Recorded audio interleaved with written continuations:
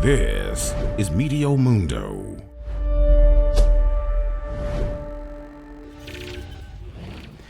Hi everyone, I'm Meteo Mundo Chief Meteorologist Rusty McCraney. Thank you for watching our latest video here. We want to thank our subscribers.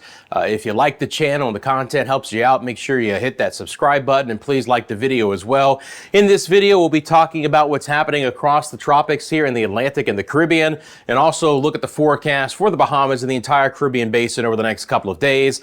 And the tropics are going to continue to stay active. We still have Hurricane Lee that'll be moving up the United States East Coast. We have Hurricane Margot, which is going to begin to weaken shortly and kind of meander about as it loses some of its intensity and then eventually fizzle out. And then we have another area of interest. This disturbance has a high chance of becoming a tropical depression, then eventually a tropical storm, and eventually even a hurricane as it gets into the southern Atlantic basin. That would carry the name Nigel. And again, maybe just a little bit further north track than Lee, but I'll be breaking that down for you in this video as well. Let's first of all kind of get into a little bit closer with Lee. Lee is still a Category 3 hurricane. Winds are 115, but Lee is going to begin to lose a little bit of strength as it moves up the East Coast in the next couple of days, and then really kind of begin to almost become an extra tropical system. It's going to lose a lot of its tropical characteristics as it gets farther north, but there is the potential for a landfall up in New England or on the eastern sides of Canada, Nova Scotia, and Newfoundland. This is what the satellite presentation of Lee looks like right now.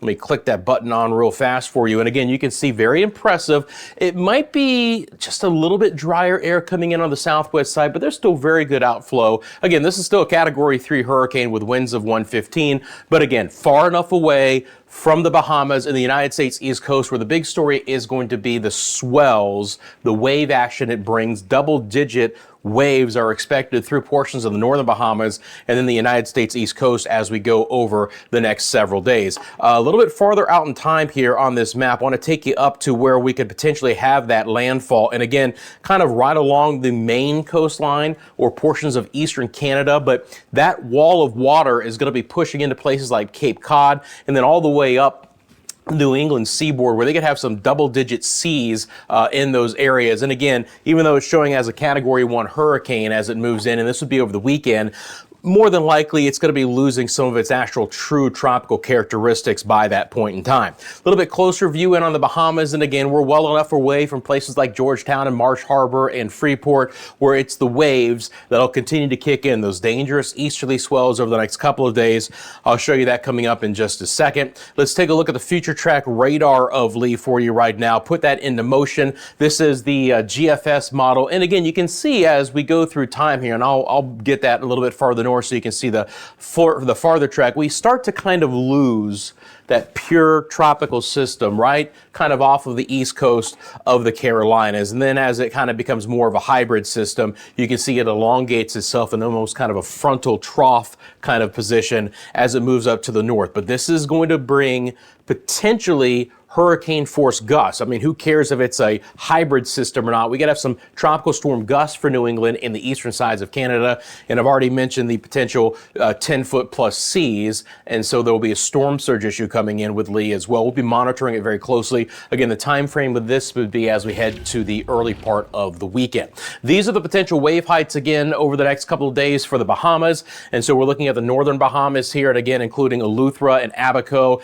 and Walker's Key and the Grand Bahama as well. You're still looking at, and again, I have to do this. I do this every time I show this map. Let me move this out of the way, because on our scale here, significant wave heights in feet, you are looking at still double-digit wave heights getting to the eastern side of the islands at least through Wednesday evening, if not even through Thursday afternoon. They'll begin to pull away and weaken as Lee goes farther to the north. But the bottom line is you're still looking at some significant wave action in the Bahamas the next couple of days. So again, the exposed waters on the eastern side of the islands, boating is just not recommended there, as we'll have some double-digit easterly swells. This is the European model consensus of what Lee is going to do. And again, it's in pretty tight agreement. So we are looking at a potential landfall basically right along the main coast of the far eastern sides of Canada as somewhat of a hybrid system.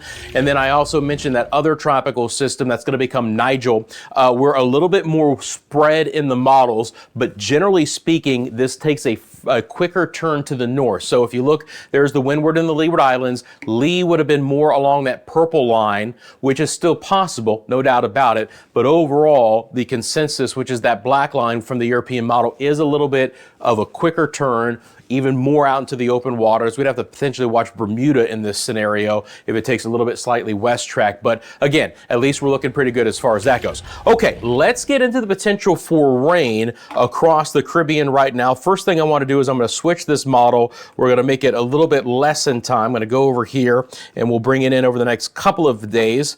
Put that into motion for you, and then we're going to zoom out and we'll take a look at what's going to be happening across the Caribbean. So first of all, again, Lee is moving away. For the Bahamas, I'm going to expect a few showers to be in the forecast for your Thursday, and then a little bit lower chance for a couple of showers, but you're not looking at a big chance for rain for Thursday and Friday across the entire Bahamas through the Turks and Caicos, so all the way down towards even the northern sides of Hispaniola. We're looking pretty good. Speaking of Hispaniola, this is, of course, the Dominican Republic and Haiti, from Port-au-Prince on over to Santo Domingo. Scattered showers developing in the afternoon hours for us here, about a 40% chance both days, so certainly not completely dry, and that'll carry over to Puerto Rico as well. Now, I do expect a drying trend for San Juan and Ponce here beginning on Friday. We've had a very active week in Puerto Rico and the U.S. and British Virgin Islands. We'll start to see some of that activity begin to wane a little bit for Friday and trying to dry out a bit for the weekend as well. For the Leeward Islands, Anguilla, Barbuda, St. Kitts and Nevis, Antigua, Montserrat. And again, this model is running through time right now, and you just don't see a lot of rain in the forecast here over the next couple of days. I think about a 20% chance. May not be completely dry, but I also don't expect a lot of showers. In this model, again, this is the GFS model. We have a little bit more rain trying to develop in the southern side of the Leeward into the Windward Islands from St. Lucia towards Barbados and Grenada. A little bit better opportunity for some scattered showers for our friends in Trinidad and Tobago. Again, I don't expect it to be a lot of rain, but we'll see at least a little bit better chance for some scattered showers there. These are mainly going to be afternoon showers. Slipping on over to Aruba and Curacao and Bonaire. Again, the opportunity for a couple more showers there. Model not showing much. We might catch a few more showers in Aruba than what this model is showing. But again, I would expect scattered showers there. It's been a very hot, it's been a very active pattern in Jamaica, and that will continue. I mean, daytime highs in Kingston over the week have actually been in the mid 90s. We'll take some of the cooling showers, and you can see that on our model. We're going to build up a couple of showers there. Same thing for the Cayman Islands as well. The opportunity at least for a little bit of rain both tomorrow and Friday. I don't expect a big, heavy, significant rain. We haven't had that lately in any of the areas that I've just mentioned. These are more afternoon, daytime storms. So looking at the forecast, again, for the Bahamas, Grand Bahama and Nassau, pretty low end chance for showers the next couple of days.